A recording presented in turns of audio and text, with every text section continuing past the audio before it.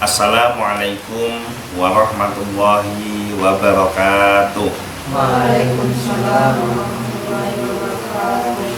Alhamdulillah, alhamdulillahilladzi anzala sakinata fi qulubil mu'minin liyazdadu imanan ma'a imanihim. Asyhadu an la ilaha illallah wahdahu la syarikalah wa asyhadu anna Muhammadan abduhu wa rasuluh la nabiyya wa la rasula ba'dah.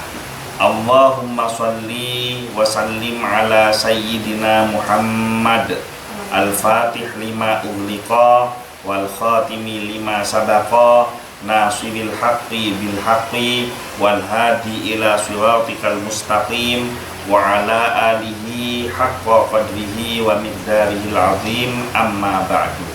Alhamdulillah, pada malam hari ini kita kembali melanjutkan rutinan setiap malam Jumat, yaitu membaca surat Yasin dan tahlil yang dikhususkan untuk seluruh ahli kubur kita.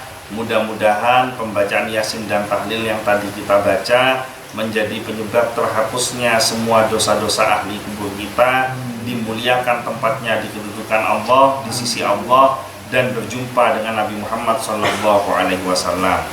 Pada malam hari ini kita masih melanjutkan kajian tafsir surat Al-Baqarah ayat yang keberapa? 66. Masih yang ke-66. Jadi ayat yang ke-66 ini kita sudah melakukan pertemuan sebanyak 2 kali, dan pada malam hari ini kita melanjutkan di pertemuan yang ketiga, yang mana ternyata ketika kita mempelajari Al-Quran, memang kalau hanya baca terjemahannya saja 2 menit sudah selesai. Tapi kalau kita betul-betul mau mengkaji tafsirnya kata demi kata, maka akan semakin terang benderang makna, maksud, dan tujuan dari kata yang ada di dalam Al-Quran. Dan Al-Quran itu adalah sebuah mukjizat terbesar yang diberikan oleh Allah kepada Nabi Muhammad, yang belum pernah diberikan kepada Nabi sebelum Nabi Muhammad SAW. Masih ingat enggak kemarin sampai di mana?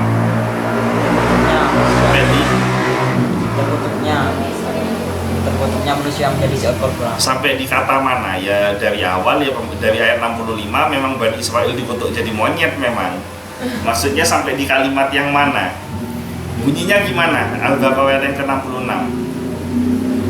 Faja'alnaha nakalan lima baina yadaiha wa ma khalfaha wa mau'izatan lil muttaqin. Artinya faja'alnaha, maka telah kami jadikan ha itu yaitu peristiwa bangsa Israel yang dikutuk menjadi monyet akibat tidak mengkuduskan hari Sabat atau hari Sabtu. Nakalan, apa artinya? Nakalan, apa artinya? Sebagai peringatan. Nakalan itu artinya peringatan. Lima baina yadaiha wa ma khalfaha. Nah, ini yang kemarin kita bahas sampai 1 jam, itu kita bahas lima baina yadaiha wa ma khalfaha. Dan pada malam hari ini kita masih di dalam kajian lima baina yadaiha wa ma khalfaha. Belum selesai masih. Ibnu Abu Hatim mengatakan telah diriwayatkan dari Ikrimah, Mujahid, As-Saddi Al-Farra, dan Ibnu Atiyah bahwa lima baina yadaiha artinya bagi dosa-dosa kaum tersebut. Jadi makna lima baina yadaiha itu artinya dosa-dosa yang telah dilakukan oleh bangsa Israel yang hidup pada zaman Nabi siapa? Nabi siapa? Nabi Dawud. Mereka tinggalnya di sebuah desa namanya Desa Ailah. Desa Ailah itu letaknya ada di pinggir laut. Makanya pekerjaannya mayoritas adalah nelayan. Ya, ini sudah dikaji 2 pertemuan, sekarang pertemuan ketiga masih juga nggak ingat gitu. Lima baina yadaiha artinya dosa yang dilakukan oleh sebagian dari bangsa Israel yang hidup pada zaman Nabi Dawud, yang mana mereka tinggalnya di sebuah desa yang namanya Aila, letaknya berada di pinggir pantai, sehingga mereka adalah warga pesisir dan penghidupannya sebagai seorang nelayan. Jadi itu makna dari lima baina yadaiha. Bukan seluruh bangsa Israel, tapi hanya sebagian dari bangsa Israel. Yang soleh juga banyak. Para nabi dan rasul yang berasal dari bangsa Israel juga banyak. Itu termasuk Nabi Musa, Nabi Harun, Nabi Daud, Nabi Sulaiman, Nabi Yahya, Nabi Zakaria, Nabi Isa. Ini semuanya dari bangsa Israel. Sedangkan wama khalfaha artinya bagi orang-orang yang sesudahnya, yang berani melakukan hal yang semisal dengan dosa-dosa mereka itu. Jadi kamu kalau baca tafsir Al-Quran, terjemahan Depak itu simpel sekali. Lima baina yadaiha untuk orang-orang yang hidup pada zaman mereka, gitu toh di Depak. Wama khalfaha dan untuk orang-orang setelah mereka. Ternyata ulama tafsir itu menafsirkan sedemikian dalamnya, yang mana ini diambil dari kitab tafsir Ibnu Katsir. Ada yang menakwilkan, memaknai dengan waktu, ada yang dikaitkan dengan tempat, ada yang dikaitkan dengan lokasi atau peristiwanya, ada yang dikaitkan dengan jenis dosanya. Nah, ini kan jenis dosanya, bahwa lima baina yadaiha adalah dosa yang dilakukan pada kaum tersebut, jadi pelaku utamanya, tersangka utamanya. Sedangkan wama khalfaha adalah orang-orang yang hidup setelah zaman mereka, yang punya keberanian untuk melakukan dosa seperti orang-orang yang hidup di masa lampau. Maka kalau kita kaitkan dengan kehidupan zaman sekarang, kira-kira ada nggak orang-orang Islam, umatnya Nabi Muhammad, yang berani melakukan dosa seperti yang dilakukan oleh bangsa Israel yang tinggal di Ailah, yang dikutuk menjadi monyet? Ada apa enggak? Banyak. Apa yang sama, dosa yang sama yang dikerjakan? Meninggalkan sholat Jumat secara terang-terangan bagi seorang laki-laki yang akil baligh. Itu sama dengan dosa yang dilakukan oleh orang Israel yang hidup pada zaman Nabi Dawud yang tinggal di Ailah. Jadi dikatakan nakalan, peringatan bagi orang-orang yang hidup pada zaman mereka atas dosa yang mereka perbuat, sehingga akibat dari dosa itu terjadilah mereka dikutuk menjadi monyet. Juga peringatan bagi orang-orang yang hidup pada zaman setelah mereka, termasuk yang hidup pada zaman kita, di mana ketika kita melakukan pelanggaran yang sangat besar, meninggalkan sholat Jumat, bahkan ulama ada yang ekstrim, seorang laki-laki muslim yang secara terang-terangan meninggalkan sholat Jumat 3 kali berturut-turut tanpa udzur syar'i, dihukumi sebagai kafir, dihukumi meninggal dengan terang-terangan keluar dari agama Islam. Ini ada ulama yang ekstrim menghukumi seperti itu, gitu.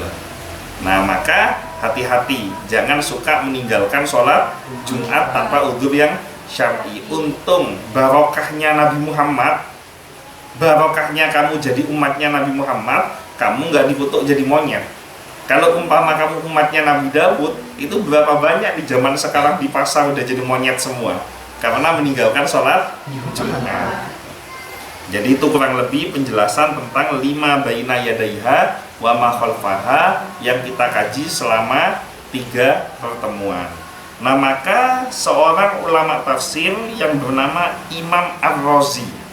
Imam Ar-Razi itu beliau adalah pakar tafsir Al-Quran. Kalau tidak keliru, kitab tafsirnya namanya Al-Ma'rifah, kalau saya tidak keliru. Beliau meriwayatkan 3 buah pendapat sehubungan dengan tafsir lima baina yadaiha wa ma khalfaha. Pendapat yang pertama mengatakan bahwa makna yang dimaksud dengan lima ma baina yadaiha wa ma khalfaha ialah bagi orang-orang sebelum mereka. Jadi ma baina yadaiha itu artinya orang-orang sebelum kejadian itu, sebelum peristiwa dikutuknya bangsa Israel berubah menjadi monyet, yang mana peristiwa ini dikabarkan di dalam kitab suci mereka melalui lisannya nabi mereka. Jadi ma baina yadaiha, sesuatu yang dikabarkan kepada kaum-kaum sebelum mereka melalui kitab suci mereka, melalui lisan nabi mereka. Dan itu sangat dimungkinkan bahwa setiap nabi akan memberikan berita tentang sesuatu yang akan terjadi di masa yang akan datang. Nabi Adam punya berita tentang peristiwa banjir bandangnya Nabi Nuh.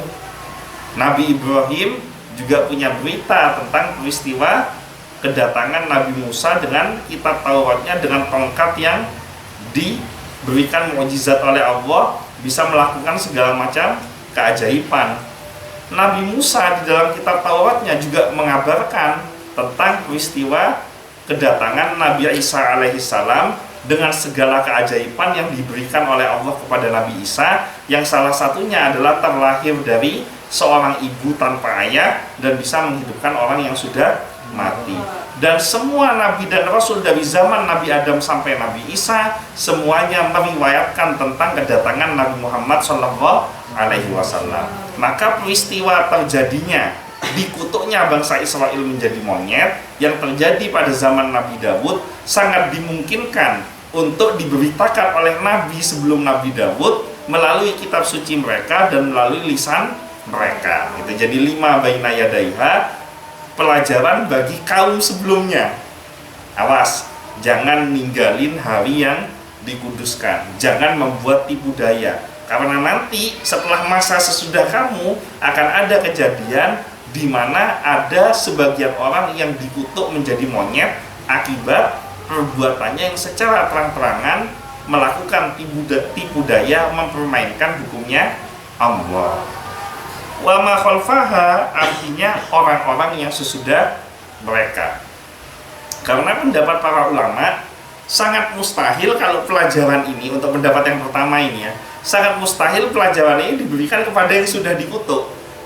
Karena menurut riwayat ketika dikutuk mereka stres, ngelihat semuanya berubah jadi monyet, akhirnya mereka tidak mau bicara, mereka tidak makan, mereka tidak minum, 3 hari kemudian mereka mati, kan begitu toh dari penjelasan tafsir. Maka sangat mustahil pembelajaran ini diberikan kepada mereka yang tertimpa azab ini, karena mereka yang sudah kena hukuman dan mereka sudah tidak ada kesempatan untuk bertaubat. Nah, dari mana mereka bisa mengambil pembelajaran? Makanya pendapat yang pertama mengatakan 5 baina yadaiha adalah orang yang sebelum mereka, supaya hati-hati jangan sampai ramalan ini menimpa kepada mereka karena belum kejadian. Nah, wa ma khalfaha, orang yang setelah mereka kan sudah ada contohnya, maka jangan contoh yang sudah terjadi. Itu pendapat yang pertama. Nah, kemudian pendapat yang kedua mengatakan bahwa 5 baina yadaiha yang dimaksud ialah bagi para penduduk kampung. Kan kejadiannya di desa Ailah, kan tidak semuanya dikutuk jadi monyet, karena tidak semua meninggalkan kewajiban ibadah pada hari Sabtu. Tidak semua membuat tipu daya, kan ada yang benar juga. Nah, yang benar ini kan tidak dikutuk jadi monyet. Maka 5 baina yadaiha adalah yang dimaksud orang-orang yang hidup di kampung tersebut yang tidak ikut dikutuk menjadi monyet. Itu makna dari 5 baina yadaiha. Sedangkan wa ma khalfaha itu adalah umat-umat yang semasa dengan mereka. Jadi tidak tinggal di Ailah, tidak menyaksikan secara langsung dengan mata kepala mereka sendiri, mereka hanya dengar beritanya, tapi mereka hidup pada zaman yang semasa dengan peristiwa terjadinya dikutuknya bangsa Israel menjadi monyet. Itu pendapat yang kedua. Pendapat yang pertama tadi apa? 5 baina yadaiha ditafsirkan dengan sesuatu peringatan yang diberikan kepada kaum sebelum mereka melalui kitab suci nabi mereka, melalui lisan dari nabi yang diutus oleh Allah sebelum Nabi Daud. Gitu ya. Wa ma khalfaha maknanya adalah untuk umat-umat setelah peristiwa tersebut, termasuk umatnya Nabi Muhammad. Itu pendapat pertama. Pendapat yang kedua, 5 baina yadaiha untuk penduduk kampung tersebut. Apa nama kampungnya? Ailah. Bukan ini ya, bukan mobil Ailah itu ya. Ailah nama kampungnya ya. Ailah. Kan tidak semuanya menyembah. Tidak semuanya, maaf, tidak semuanya melakukan tipu daya untuk meninggalkan kewajiban mengkuduskan hari Sabat. Maka yang taat kepada Allah nggak ikut kena hukuman. Tapi walaupun mereka nggak ikut kena hukuman, kan mata mereka melihat tetangganya jadi monyet, benar nggak? Kan menyaksikan kan? Maka 5 baina yadaiha itu untuk mereka yang ngelihat tetangganya jadi monyet. Sedangkan wama khalfaha adalah orang yang hidup pada zaman mereka yang tidak menyaksikan secara langsung, tapi hanya dengar beritanya dari telinga. Itu pendapat yang kedua. Jadi kita semakin merasa bodoh ketika belajar Al-Quran karena ternyata 5 baina yadaiha wa ma khalfaha itu enggak selesai-selesai pembahasannya. Pendapat yang ketiga mengatakan bahwa Allah menjadikan hal tersebut sebagai hukuman buat orang-orang yang melakukan perbuatan tersebut sebelumnya, juga bagi orang-orang sesudahnya. Nah, pendapat ini merupakan pendapat dari Al-Hasan, seorang ulama tafsir. Jadi seperti tafsir Kemenak yang kalian baca, ini yang paling kuat, yaitu orang-orang yang sebelum 5 baina yadaiha, yaitu orang-orang yang sebelum mereka. Mohon maaf, 5 baina yadaiha adalah orang-orang yang melakukan perbuatan tersebut sebelumnya. Artinya sebelumnya kan sebelum masa sekarang. Jadi mereka aktornya, ya, tersangkanya. Sedangkan wa ma khalfaha adalah orang-orang yang sesudah mereka. Nah, pendapat yang ketiga ini menurut Ibnu Katsir, menurut tafsir Ibnu Katsir, ialah pendapat yang paling kuat, yaitu yang mengartikan ma baina yadaiha wa ma khalfaha, yaitu bagi orang-orang yang sezaman dengan mereka, juga bagi orang-orang yang datang sesudah mereka. Ini pendapat yang paling kuat di antara semua pendapat ulama tafsir. Makanya kenapa di Kemenak akhirnya yang dicantumkan adalah, di tafsir Kemenak adalah orang-orang yang hidup pada zaman mereka dan orang-orang yang hidup pada masa setelah mereka. Kan begitu tau kalau di tafsir Kemenak, karena ini pendapat yang paling kuat. Jadi sejarah sampai nempel di buku tafsir, buku terjemah Al-Quran itu, kalimat itu sampai nempel begitu, itu melalui proses panjang pengkajian para ulama tafsir yang ada di Nusantara ini, sehingga dipilih kalimat yang paling simpel,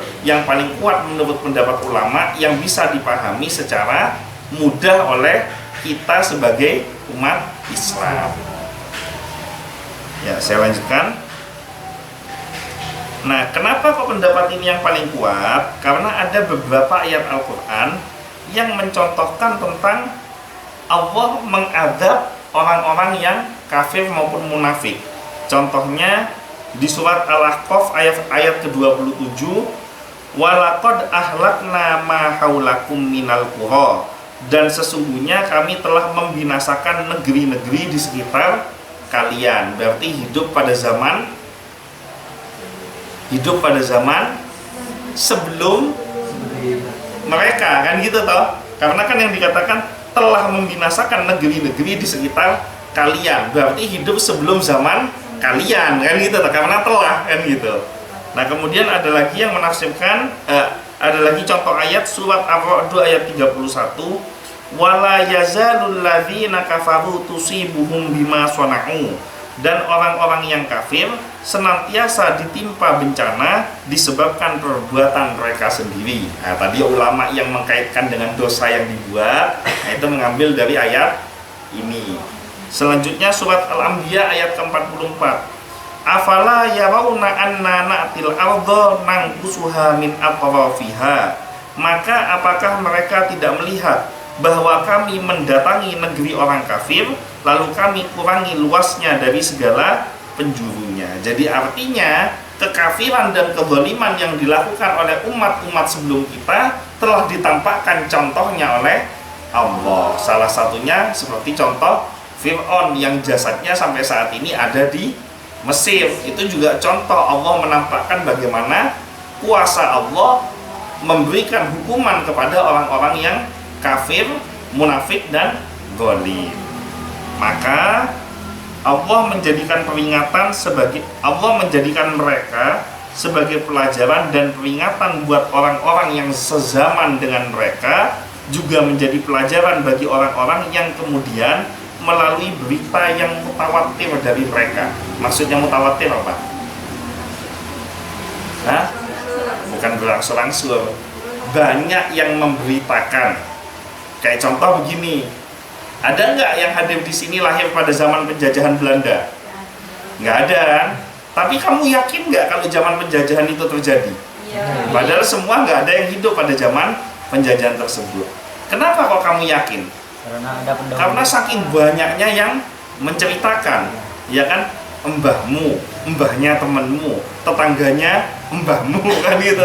Sampai di buku sejarah diceritakan secara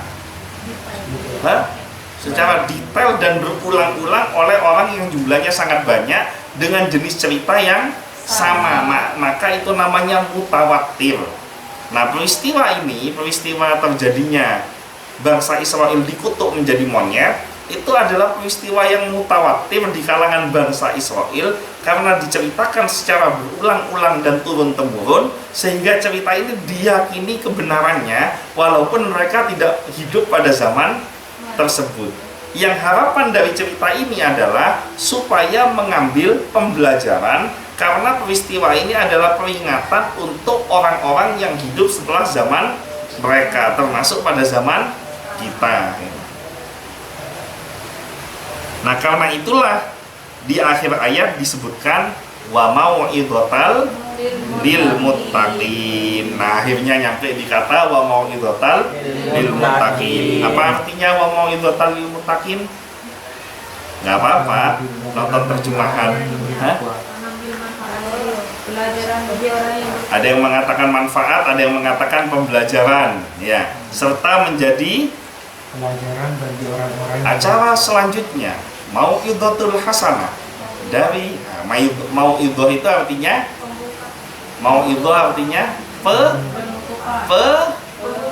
ya, kalau pembukaan masa iya kiai disuruh buka pelajaran, ya. Acara selanjutnya, acara inti mau'izatul hasanah, kan gitu tahu biasanya, yang akan diisi oleh kiai siapa, kan gitu. Masa iya kiai suruh buka atau suruh nutup? Kalau nutup kan doa, bukan mau'izah. Nah, mau'izah itu artinya pelajaran. Mau'izatul hasanah adalah pelajaran yang berisi tentang nasihat kebaikan. Nah, wa mau'izatal lil muttaqin, serta menjadi pelajaran bagi orang-orang yang bertakwa. Muhammad bin Ishaq meriwayatkan dari Daud bin Husain, dari Ikrimah, dari Ibnu Abbas. Siapa itu Ibnu Abbas? Siapa itu Abdullah bin Abbas? Sahabat Nabi yang paling alim tentang ilmu tafsir Al-Quran. Sehubungan dengan firmannya, dengan makna firmannya, wa mau'izatal lil muttaqin, yang dimaksud ialah bagi orang-orang sesudah mereka hingga hari kiamat. Jadi al-muttaqin kan wa mau'izatal lil muttaqin, pelajaran bagi orang yang bertakwa. Siapa yang dimaksud dengan al-muttaqin ini?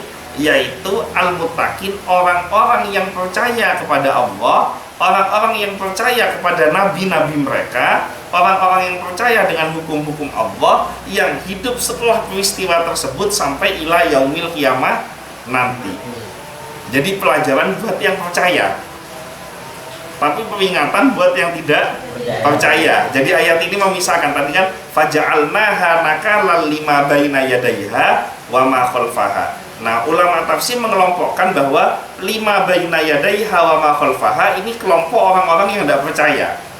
Sementara yang percaya ditutup dengan kalimat wa mau'izatal lil muttaqin, sebagai pelajaran bagi orang yang takwa, yang mana takwa itu di dalamnya pasti ada iman. Nah, kalau sudah iman pasti percaya dengan apa yang disampaikan di dalam Al-Quran.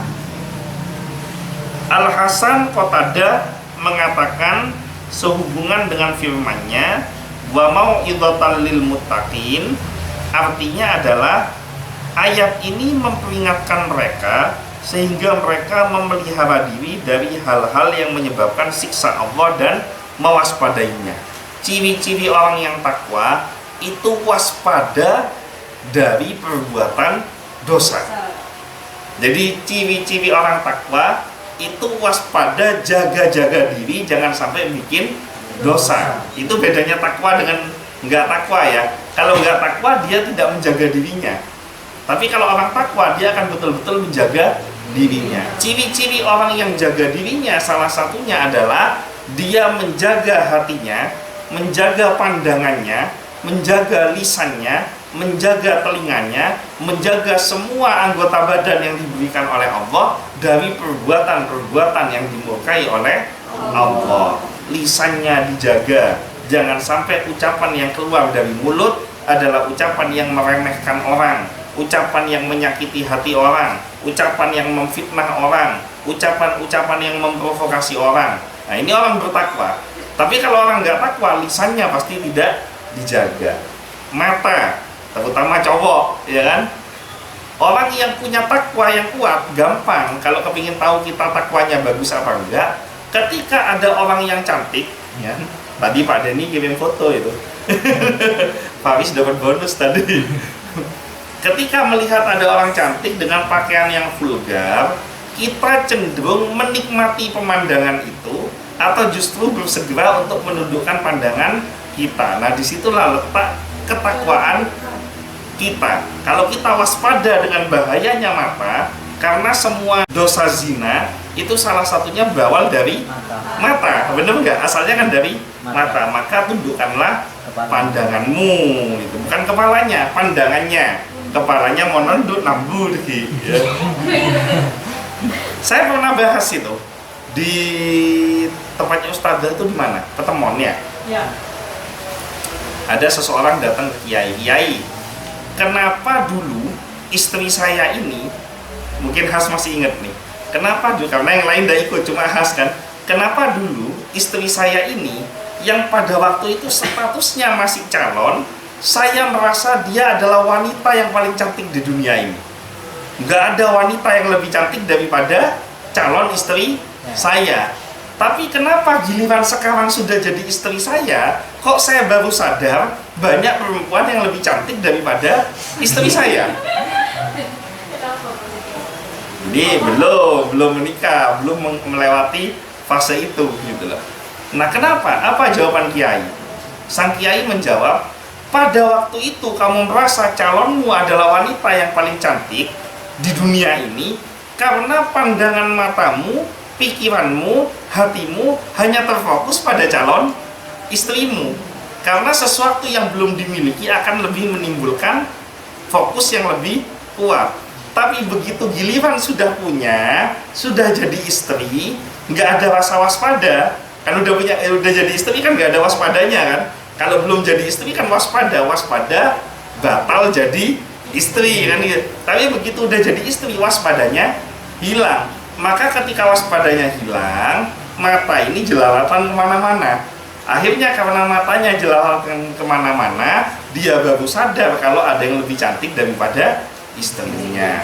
Maka para ulama mengajarkan untuk jaga pandanganmu, karena pasti akan ketemu seseorang yang lebih cantik daripada istrimu. Nah, menjaga pandangan itu termasuk di dalam kewaspadaan, dan itu ciri-ciri utama orang yang bertakwa.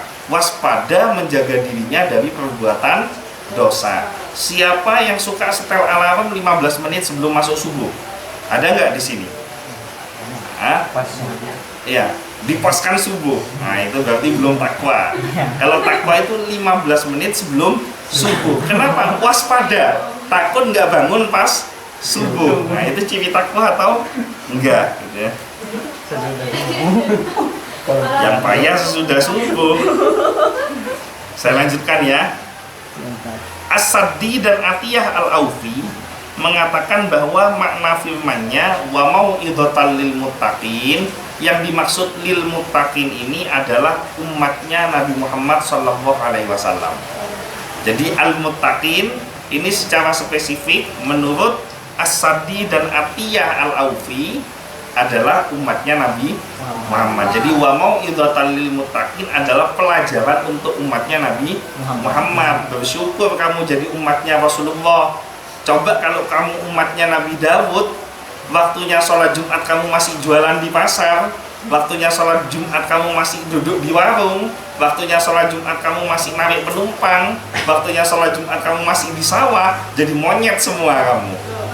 Ya bener nggak gitu lah. Barokahnya umatnya Nabi Muhammad cuma modal iman pada Allah, modal iman pada Nabi Muhammad, tidak sholat Jumat, tidak berubah jadi monyet kan gitu. Jadi bergembiralah jadi umatnya Nabi Muhammad.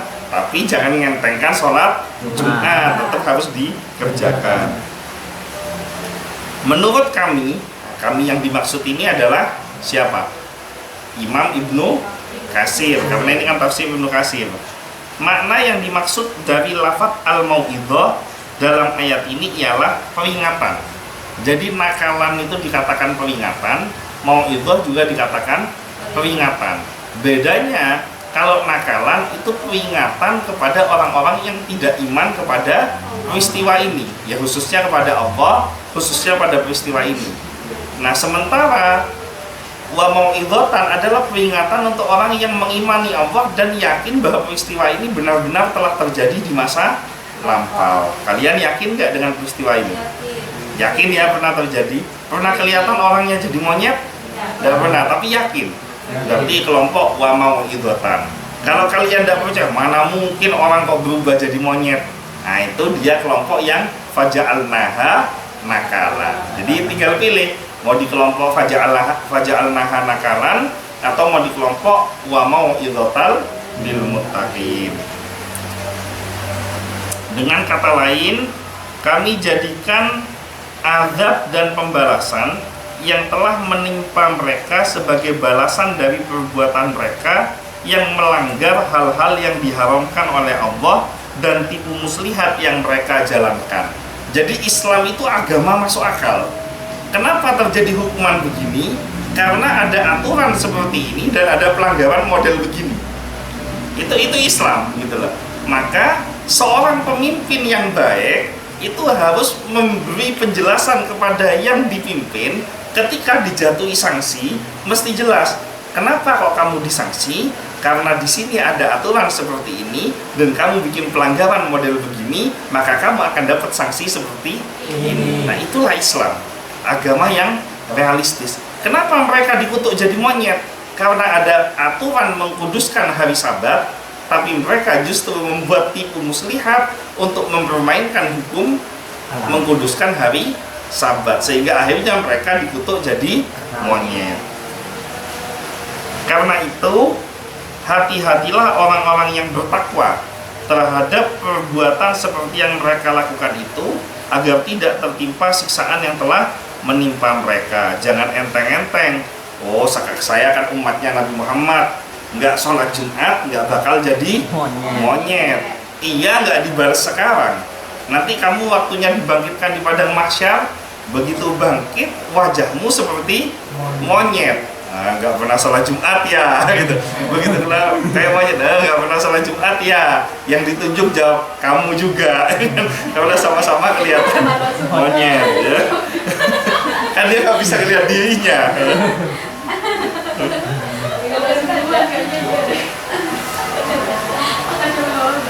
Saya lanjutkan. Sehubungan dengan pengertian ini, Imam Abu Abdullah Ibnu Buttah meriwayatkan, telah menceritakan kepada kami Ahmad bin Muhammad bin Muslim, telah menceritakan kepada kami Al-Hasan bin Muhammad bin Sabah Az-Za'farani, telah menceritakan kepada kami Yazid bin Harun, telah menceritakan kepada kami Muhammad bin Umar dari Abu Salamah, dari Abu Hurairah. Jadi ini jalur Imam Ibnu Katsir dapat penjabaran ini itu dari gurunya sampai kepada Abu Hurairah, sampai kepada Rasulullah, bahwa Rasulullah Shallallahu Alaihi Wasallam bersabda, la tartakibu martakabal yahudu fatastahillu maharimallahi biadnal hiyal. Janganlah kalian lakukan seperti apa yang telah dilakukan oleh orang-orang Yahudi, karena akibatnya kalian akan menghalalkan apa-apa yang diharamkan oleh Allah hanya dengan tipu muslihat yang rendah. Jadi Rasulullah bersabda bahwa jangan seperti orang Yahudi melakukan tipu muslihat yang rendah untuk mempermainkan hukum-hukum Allah. Seperti contoh buat jebakan tadi itu. Nah, sanad ini berpredikat jayyid. Ahmad ibnu Muhammad ibnu Muslim dinilai sikoh. Sikoh itu apa? Terpercaya. Sikoh itu terpercaya. Lumayan, mulai makin alim. Sanad ini berpredikat jayyid. Ahmad ibnu Muhammad ibnu Muslim dinilai sikoh oleh Al-Hafidh Abu Bakar Al-Khatib Al-Baghdadi, sedangkan perawi lainnya sudah dikenal dengan syarat sahih. Jadi sangat jelas ya hadis ini, ada yang meriwayatkan, ada yang menilai periwayatnya sikoh, ada yang menilai periwayatnya sahih, dan ada standar bagaimana supaya periwayat ini masuk di dalam status perawi yang sahih. Sehingga kitab tafsir Ibnu Katsir ini lebih disukai oleh Hadratus Syekh Kiai Muhammad Hasyim Asy'ari ketimbang kitab tafsir yang lainnya.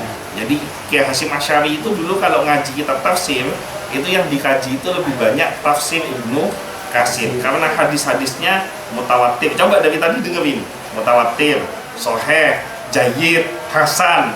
Jarang sekali keluar hadis-hadis yang derajatnya dhaif. Mungkin itu saja yang bisa saya sampaikan. Insya Allah Senin malam Selasa besok akan diselenggarakan di kediaman Bu Haji Bahrut di Pucang Anom. Nanti untuk teman-teman dari Gladys bisa menonton di YouTube, insya Allah kalau tidak eman paketannya.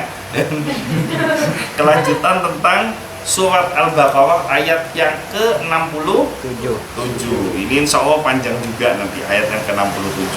Sekian dari saya, kurang lebihnya mohon maaf. Mudah-mudahan semuanya menjadi ahlul Quran, menjadi orang yang senang belajar Al-Quran, senang membaca Al-Quran, dan mudah-mudahan kita semuanya dijauhkan dari sifat-sifat kecurangan seperti yang dilakukan oleh bangsa Israel. Kita terhindar dari sifat-sifat yang senang menciptakan tipu muslihat, senang melakukan atau mempermainkan hukum-hukum Allah, dan kita semua termasuk umatnya Nabi Muhammad yang senantiasa menjaga ketakwaan kita kepada Allah, menjaga kewaspadaan kita dari segala dosa yang membuat kita dimurkai Allah. Al-Fatihah. Iya na'budu wa iya nasta'in. Shiratal ladzina an'amta 'alaihim. Sekian dari saya, kurang lebihnya mohon maaf. Wallahul muwaffiq ila aqwamit thoriq, wabillahi taufiq wal hidayah. Wassalamualaikum warahmatullahi wabarakatuh. Waalaikumsalam warahmatullahi wabarakatuh.